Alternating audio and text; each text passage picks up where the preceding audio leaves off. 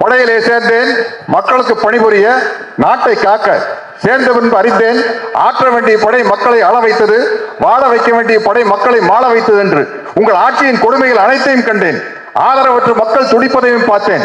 மக்கள் அழுத கண்ணீர் ஆரண பெருகும். சண்டை வேண்டாம், உணவு வேண்டும், வாழ்வு வேண்டும் என்று அலறுவார்கள். அவர்களை அழிக்க சொல்லுவார் தளபதி. அணைக்கத்தாவும் மனசாட்சி. உள்ளம் துடித்தது, உதிரம் கொதித்தது. ஏன் இப்படி? எதற்காக? நடக்கலாமா? சரிதானா? இவைகளை எனக்குள் நானே கேட்டுக்கொண்டேன். ஒரே ஒரு முடிவுக்குத்தான் வந்தேன். மக்களிலே ஒருவன் தலைவனாகும் வரையில் மன்னராட்சியின் அக்கிரமங்களுக்கு முடிவே இருக்காது என்பதை அறிந்தேன். படையிலிருந்து விலகினேன். புரட்சி கூட்டத்திலே புகுந்தேன். புரட்சி என்றும் பயந்து விடாதீர்கள். இது ஆலயத்திற்கும் ஆயுத புரட்சி அல்ல. அதில் எங்களுக்கு நம்பிக்கையும் இல்லை.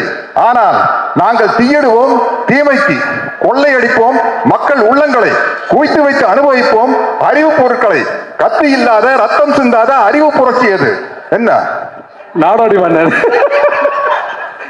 என்னை நம்பாமல் கெட்டவர்கள் நிறைய உண்டு, நம்பி கெட்டவர்கள் வரை இல்லை.